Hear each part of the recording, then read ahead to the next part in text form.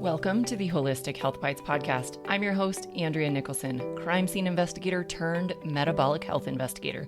This podcast provides bite-sized episodes to help you have a pristine health scene so you can live a vibrant, adventure-filled life. Let's dive in. Hi, and welcome back to the Holistic Health Bites podcast. Today, I am joined by Nicole Starbuck, and we're going to have a fascinating conversation about kind of where the energy side of things, the spiritual side, kind of intuition, and how we can use that side of things in addition to the more physical modalities like nutrition and exercise and other lifestyle factors to really take charge of our health. So welcome, Nicole. Thank you so much for joining me. Thank you so much for having me. I'm looking forward to sharing. I am really excited. So will you just take a few minutes and kind of tell everybody what your specialty is, how you got into this, maybe a little bit of your story? Yeah, absolutely. So I'm Nicole Starbuck. I'm a psychic empath, quantum energy healer, spiritual mentor, and life coach. And what I do is I show people how to tune into their intuition and develop their spiritual skills and abilities so that they can use that as a powerful tool for manifesting their dreams and making their dreams a reality. Wow, that is a fascinating field that you have gotten yourself into. I'd love to know how you got started in that. Yeah, so it's a little bit of a long story because I first discovered my spiritual gift and abilities, which is psychic intuition, when I was 9 years old. And I discovered it when I was walking out of school to get picked up. One day I just randomly had this thought that a bird was going to poop on me. And then 5 seconds later, I'm walking under the street and this bird poops on me. And I just remember looking down like, oh my gosh, like that's disgusting. And also like, what the heck? I just predicted this. And ever since then, there's been all these synchronicities of I would have a dream or a premonition or an inkling or a hunch feeling, and then all of a sudden it would come true. And I did not have the resources or support system in place to develop that further. I grew up in a very conservative religious household, and things like that were frowned upon and construed as evil. And so I hid a lot of that for many, many years. And I ended up with a lot of anxiety because I was getting these hits and not knowing what to do with them. I ended up with a lot of depression because I was not living in alignment with my authentic truth, my soul's mission and life purpose, which then resulted in disease or dis-ease because I was literally not at ease with myself. And as I mentioned before the recording, I had a disordered eating condition called orthorexia and just a lot of control issues. And then I ended up in the ER, which was my wake-up call. I had had a panic attack, not knowing what it was. And that was really my sign that something needed to shift. And so I started out on a personal development journey. And I got real deep into all sorts of mindset work and mindset shifts and reading all the books and going to the seminars and all the things. And I realized that something was still missing. So I had the body under control. I had the mindset under control, but I was missing the spiritual component. And so that brought my second spiritual awakening where I went back into my psychic development, went full into the spiritual realm and combining and merging all these seemingly different aspects of self, the mind, body, spirit, into a holistic practice, which is now what I do today, is showing others how to do the same. Oh, that is so powerful. And I think just like you found, that's probably a really common piece that's missing for a lot of people. Yeah, it is. I mean, I think we all hear about nutrition and fitness and, the more physical side of things, but we don't hear a lot about the emotional side of things and the spiritual side and the kind of inner working stuff. And I think that is a missing component for so many people, whether it's past trauma, current trauma, like whatever that is, if we're not leaning into that and healing that part of ourselves, or at least being in touch with it, there's a huge gap missing for sure. Yeah. And I think a lot of that has to do with just the society we're brought up in is very, not that there's anything wrong with divine masculine, but it's very toxic masculine in the sense it pushes you to push your body past its limits. And if you're not in a certain place at a certain time, then somehow you failed, right? That's the pressure. So that was my thinking growing up is, well, if I just go to school and get good grades and get a good job with benefits, everything's going to be fine, right? And it was not fine because I was not merging and really embodying the divine feminine, which is that ease and flow and that grace and self-love and self-worth and self-compassion that we get from tuning into our intuition and following our soul's calling. Oh, I love that. What do you recommend for people to get started exploring this? If they're like, I don't even know, am I in touch with that? I don't even know. What would you say to tell people to get started? Yeah, I mean, I'd love to start with this really basic framework. This is what I guide all my one-on-one clients through. This is what I guide all the group programs through is where are you now in your life? Just kind of taking an inventory of where are you now? Where would you like to be? Right? So that's the manifestation visualization piece, the intention setting or goal setting, if you want the masculine term for that. And then what is the slow moving energy or resistance that's holding you back from actually having that now? I don't use the word block or struggle or stuck because I feel like that creates the block or the struggle or the stuckness. So Yeah. what's the slow moving energy? And then that really gets us to turn inward and examine having that self-awareness of, oh, well, actually, I'm not as successful as I'd like to be because I actually have money resistance, like resistance towards receiving, because when I was growing up, I had parents that said, oh, well, money doesn't grow on trees. You have to work hard for what you want or fill in the blank, right? Most things, 99.9% of our things go back to childhood, right? Or ancestral patterns. Like for me, I had a history of women who were afraid to speak up and show up and were scared to be seen and to be heard. And so we had healers and psychics like all through my lineage, but I'm the one now breaking that cycle because we live in a time and a place where it's safe to actually do that and to break those paradigms.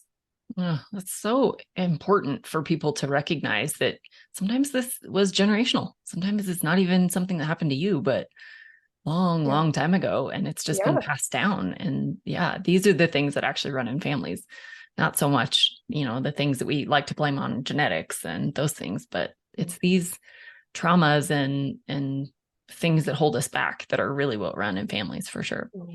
I'd love to circle back to the orthorexia piece for you. And how did you identify what that was? What did it look like? How did you kind of climb out of that?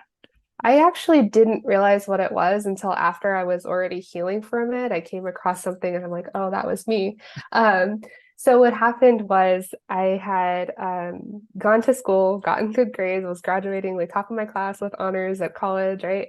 And we were about to head out to to Denver. We were living in Tucson at the time. We are about to head out to Denver. And I kind of felt like I was at this crossroads of, okay, I'm debt free. I didn't have any student loan debt, but also there's still this pressure to be like a successful adult. Now I'm graduating from school and I like have this big job with all the benefits. And it just felt like a lot for me being 21 years old. And I started controlling, I noticed this, started controlling the things that I could control because one, I didn't have the anxiety under control. I didn't have the depression under control. I didn't have even my finances under control. So one of the things that I could control was what I was eating.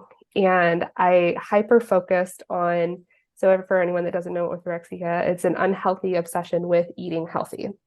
So I was all about like macros and all about like hitting a certain number of calories, but not going over. And like I couldn't eat certain foods because those were like bad foods. And like I also like exercised excessively, like obsessively, and I drank so much water, like an obscene amount of water. I actually overdosed on water twice and had to be hospitalized for it. And it just really was about control. It wasn't so much the body image as it was about me wanting to have some semblance of control over my life.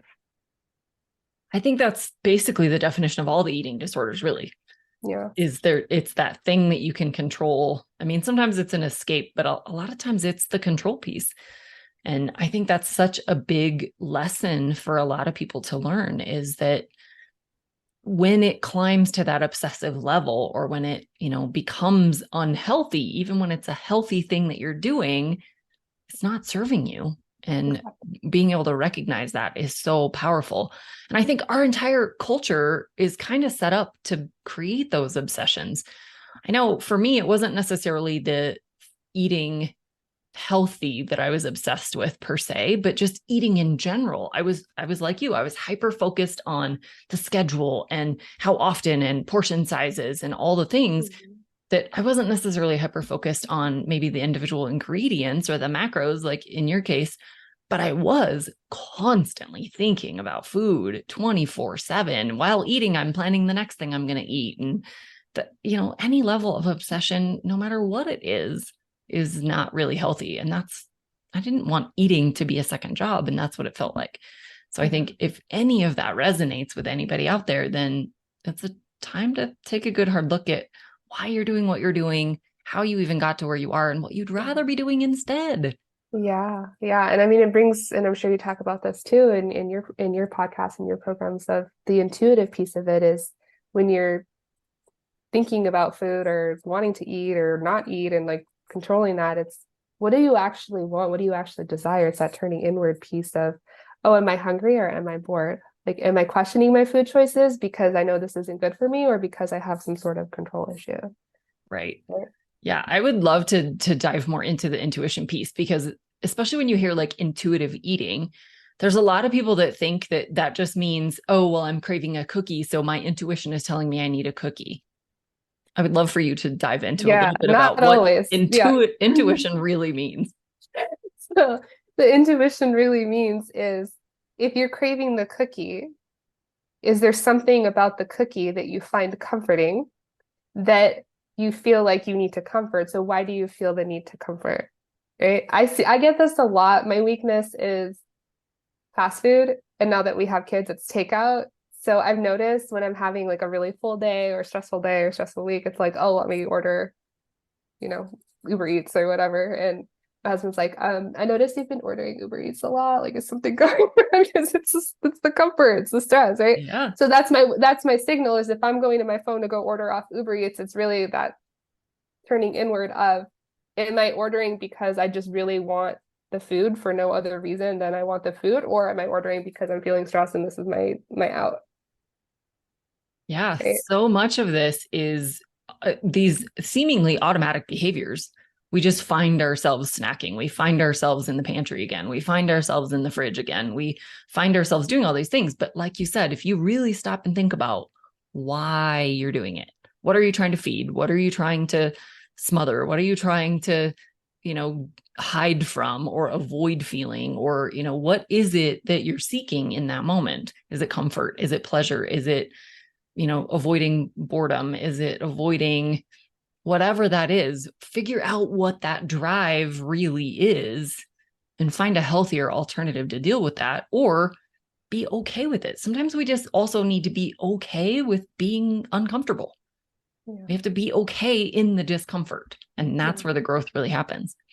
Yeah, it's true. And I mean, something else that comes to mind is the mindfulness piece of it. If you are indeed going to eat the cookie, right? This is not a guilt or shaming place. It's okay to eat the cookie.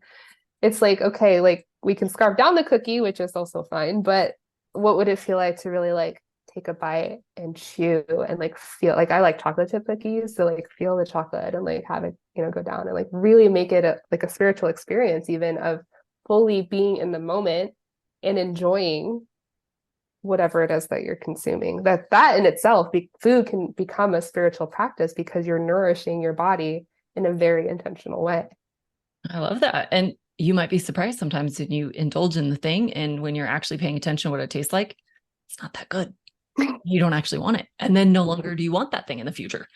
You kind of move past that addiction to some of these foods. But when you're just, slamming them in and you're not even really paying attention, you don't realize that some of this stuff doesn't actually taste all that good.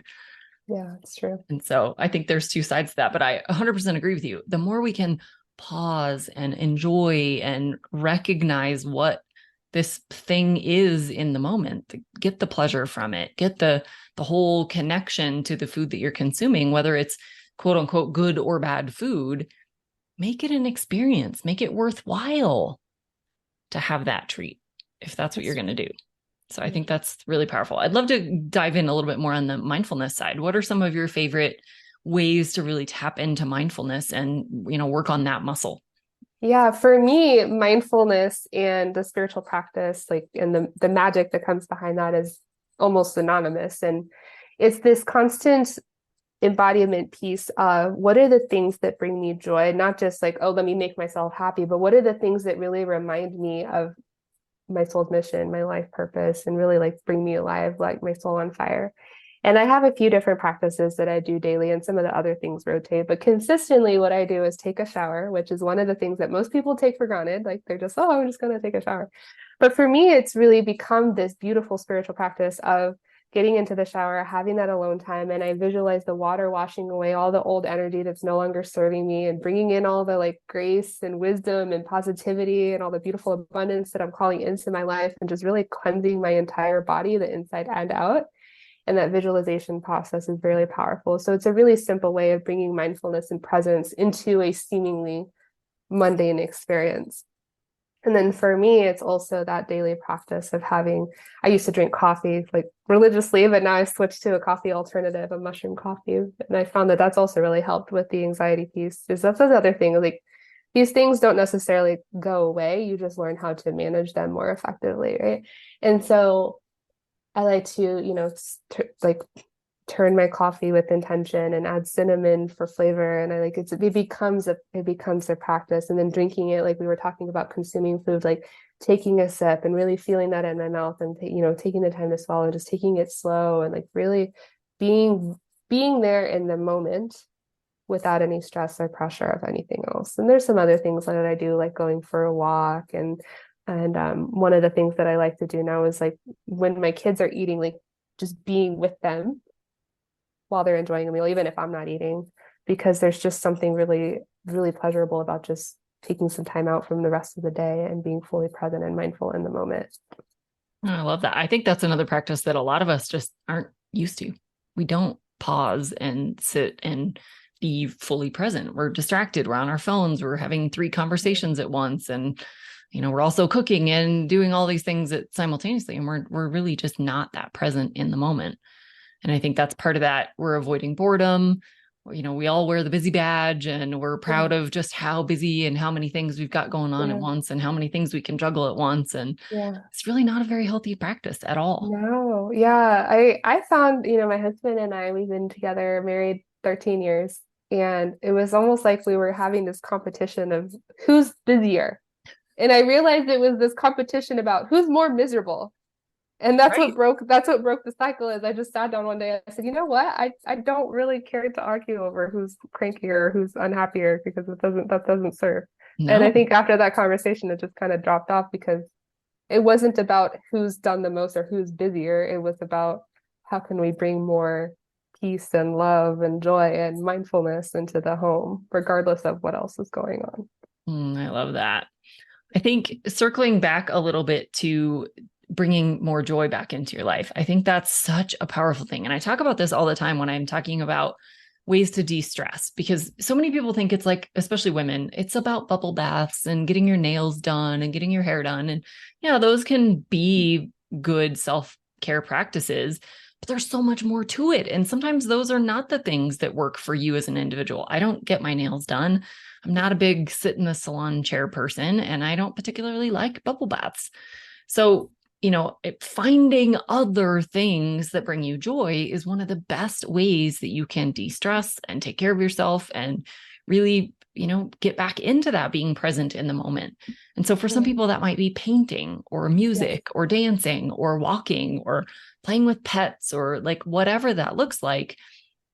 Being intentional about doing things that bring you joy is such an important part.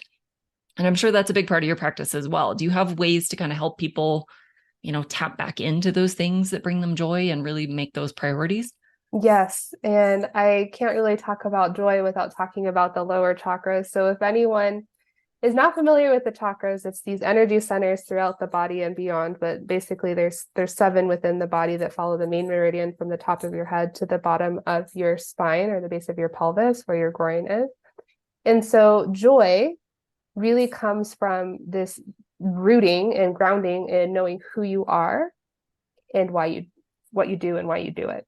And for so many of us, especially women, we have all these preconceived notions of who we should be, right? Shoulding on ourselves, that, oh, we have to be a good daughter and a good spouse or partner, and we have to be a good mom or a good employee or whatever, fill in the blank. So all these come in our root chakra, which is at the base of our pelvis, that actually hold us back from embracing who we want to be. And so energetically, if we were to tune into this space, I like to do guided meditations with my clients and in my group programs, is if we close our eyes and take a deep breath and actually take a moment to breathe, right? Like breathing in all this peace and calm and tranquility and breathing out any negativity or any energy that's no longer serving us and just kind of go into our body. Because I don't think a lot of people do this. I think people just go and go and go and they're not actually like coming into their body. And you start to feel into these connections of, well, I'm a daughter and I'm a wife or a partner or a girlfriend, or I'm a mom and I'm an employee or I'm a business owner, whatever these roles and responsibilities are. If you can just like feel into those connections, you can feel it like pulling on you. It's like a weight, right? Like on your feet, just like, ugh. Right? So like visualizing cutting those off and releasing that and shedding that, just like we do with the water ritual, right? And the shower is like releasing that and just noticing that weight being lifted. And then I like to incorporate a lot of movement. I feel like movement brings the joy back into the life because it's very in sync with when we were children, like bringing the inner joy, the joy from the inner child. We were children, we would just move. We would just jump onto things and climb onto things and dance like no one's watching, and we would just move. But it's like now we're just like all like constricted. So I like to bring a lot of movement, right? A lot of like I dance regularly, put on a playlist and just dance and bring some of that inner child back into play and remembering like what did I like to do when I was a child? I like to draw, I like to paint, right? I love Play, that. go Yeah. outside. And so then we get into the chakra after that, which is the sacral chakra. This is really our sense of creativity, our sense of power, our sensuality. That's a lot of that belly movement, right? And I know for me, like my healing journey, bringing the joy back into my life, joy was my word of the year for 2019, and that was such an interesting journey for me because that's when I started learning about the energy healing side of things. This is when I had my spiritual reawakening of not just the mindset stuff but actually bringing the spiritual component back. And I remember this lower area here, my whole womb space was so closed off. I went to the doctor for severe abdominal pain. I had endometriosis and I had an ovarian cyst that they said was almost at the size for operation, was about that big, 5 centimeters. Thanks. Right. And I was like, oh, there has to be another way, right? Like just like when I woke up in the ER and they're like, oh, you should take medication for your anxiety. I'm like, no, there has to be another way. And then so I'm at this crossroads again. There has to be another way. And bringing the joy back into my life was a combination of honoring my soul's calling, which was to step up as that psychic and that healer, and then also to heal my body. I used some quantum energy healing techniques, binaural beats, meditation, visualization, and just cleared the issues that I was having to where the endometriosis healed and the ovarian cyst healed without surgery. Wow. Wow. It's so amazing when you let your body do what it needs to do and stop interfering with the process. It's amazing how much healing can actually occur just naturally. Yeah. I love it. I would love to tap into the binaural beats. That's one of my favorite things as well. And I think so many people have never even heard of them. So can you give us a quick definition of like what they are, what they're used for, how to find them, how to use them, all the things? Yeah. So at the time when I was healing from the ovarian cyst, I just Googled like binaural beats for ovarian healing, binaural beats for like womb healing, like those kinds. And you can find them anywhere on YouTube, right? And you it's not so much like, oh, there's a bad binaural beat, but some are better than others in the sense of not everyone is doing their research on like this is the frequency for this particular type of healing. So you kind of want to look into that. And what it is it's a particular tone or frequency that's been layered, right? And usually they overlay that with some sort of other sound or pretty music. So you're not hearing the of the beat. But because there's such power in these different frequencies of the particular tones and the frequencies, they go into your subconscious mind if you're going to do any sort of mindset binaural beat, or I do a lot of energy binaural beats for like giving me more energy or healing for, in this particular case, the whole womb area. I love it. I use them a lot when I am hearing a lot of like background noise in the neighborhood or, in the house or whatever, and I need to focus on something. Yeah. I'll just put them in and turn it on to a focus frequency and it just helps me get so much more done and stay focused without getting distracted, overhearing conversations or overhearing, whatever's going on outside or whatever. I think they're so great. And then there's different frequencies for sleep and, meditation that you can use and creativity. And like, you just have to find the right frequency for the thing you're trying to accomplish, whether that's to calm or to ramp up or whatever it is. I think it's just such a simple thing and so powerful. Mhm. And Yeah, I use them too for my kids. Like, especially my daughter had a hard time sleeping as an infant. I would put on the the deep sleep yeah, binaural beat to help her go to sleep, overlay that with some rain sounds, and it worked beautifully. I love it. And they are best if you can do headphones so that you're Yes. getting the frequencies in each ear, because if they're made correctly, they should be different frequencies in each ear so that they come together to make that signal. That's why they're called binaural.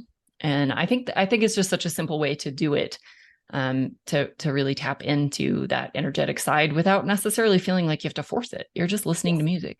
Yeah. And I think it's such a Okay. simple thing to do. But And um, you, I mean, you hit it right there. Is these practices don't have to be complicated. It can be no, super simple and they can change day to day. So maybe you're real into journaling for a while, and then all of a sudden you're like, no, you know what? I'm just going to do binaural beats, and that's great. And maybe yeah.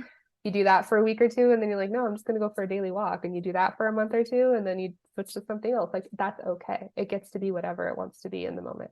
Yes, I love that. And I think that brings up two things I wanted to circle back to as well, which is one is meditation. So many people have misconceptions or think it's complicated or it's not for me or I'm doing it wrong or it doesn't work or whatever.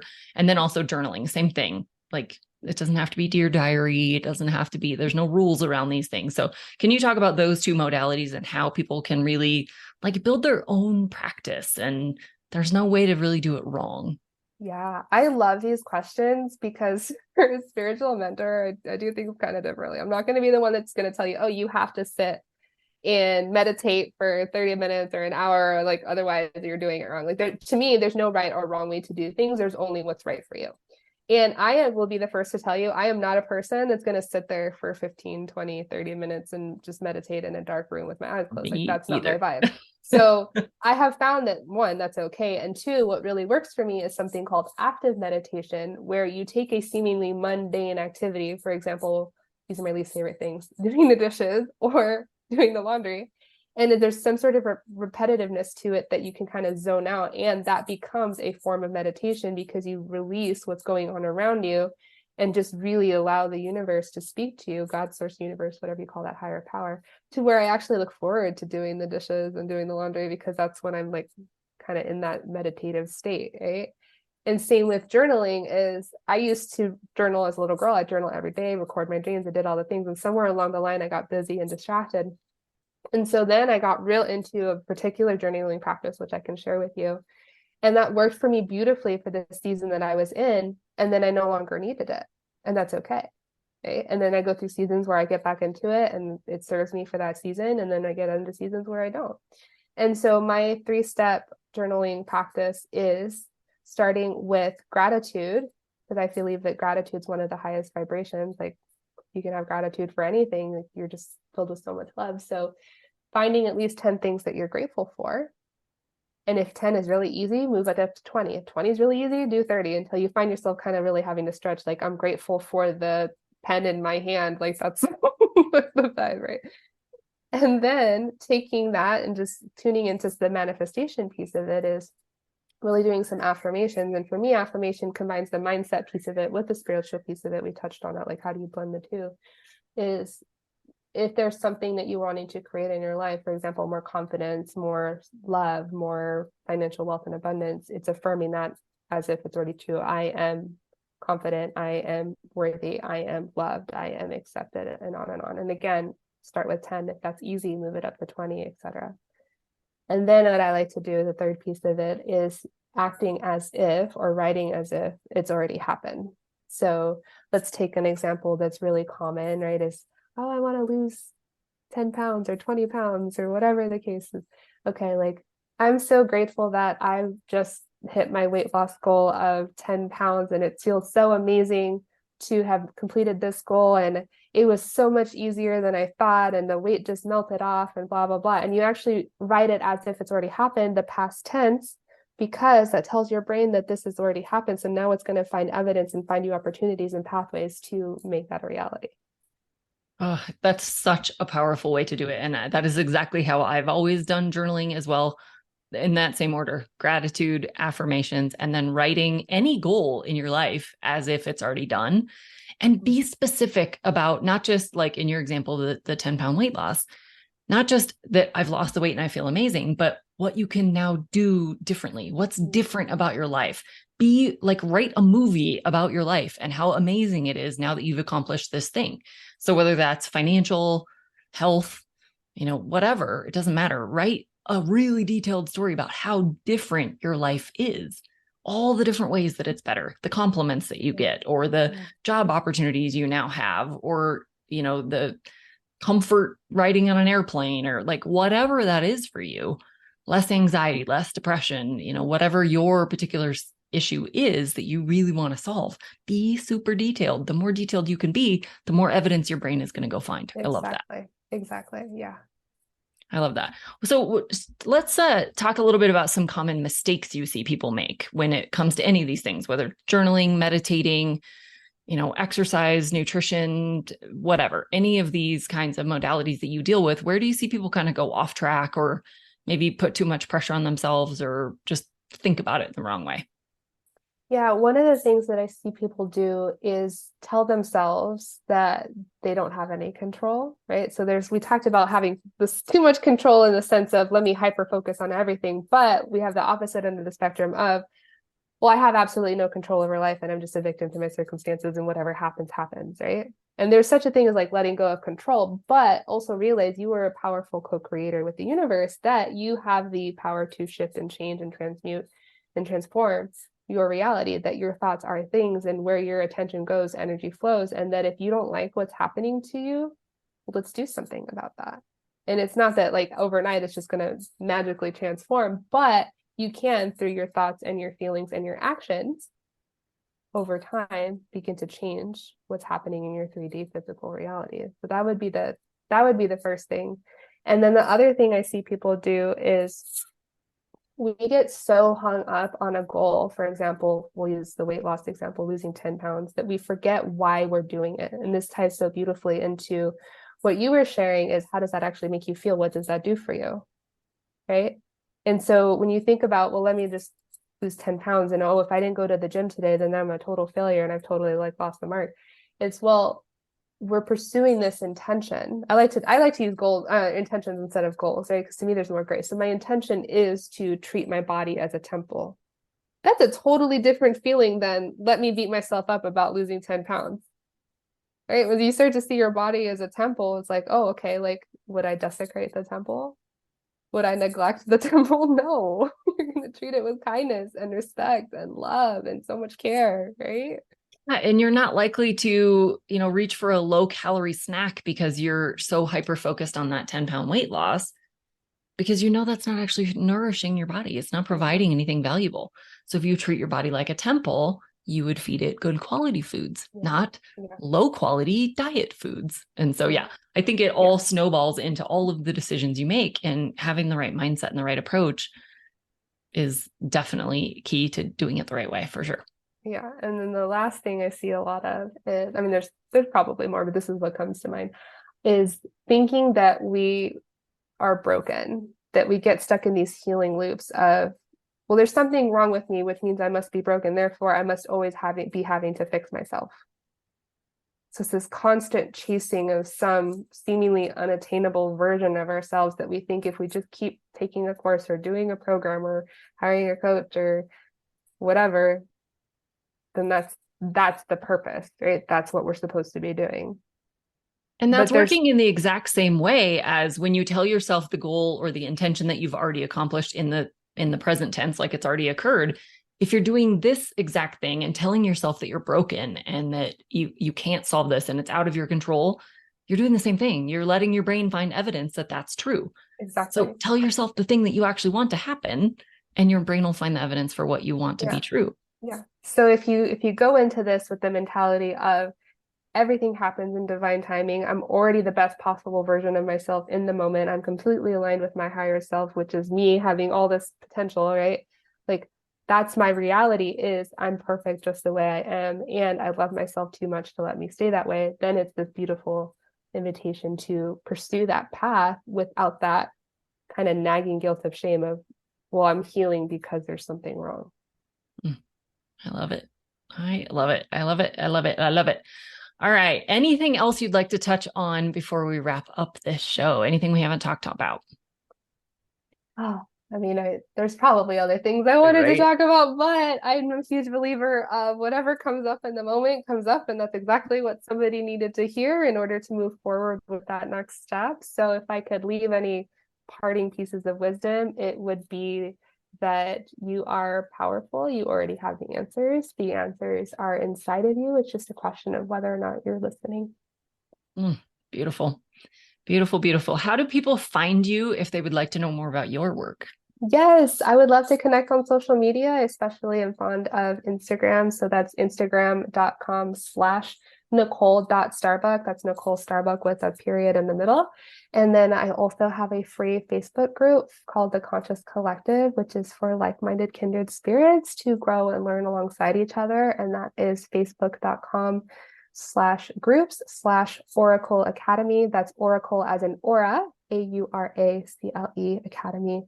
And you can also find me at oracleacademy.com. Amazing, amazing. And we will, of course, link up all that in the show notes so people can click to it very easily.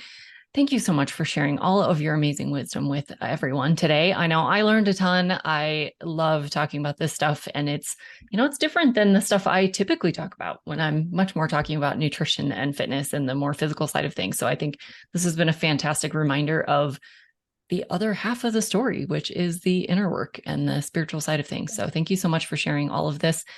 I hope everyone will reach out to you and find out even more how they can really tap into this and become masters of their own spiritual work. So thank you. Thank you for having me. Appreciate being here. Thanks for being a faithful listener to the podcast. I'd love it if you left me a 5-star review on this podcast so that others can more easily find this valuable information. Did you know I also work one-on-one with clients? I approach solving health challenges like I approached solving crimes, by conducting a thorough investigation into your case. Sadly, hundreds of millions of people in the US have insulin resistance, prediabetes, and diabetes, and the vast majority have no idea. I'm here to fix that. If you struggle with low energy, stubborn weight, hypertension, sleep disturbances, or any other undesired symptoms, let's talk. All you have to do is schedule a free call. The link will be in the show notes. And no, you do not need to live near me.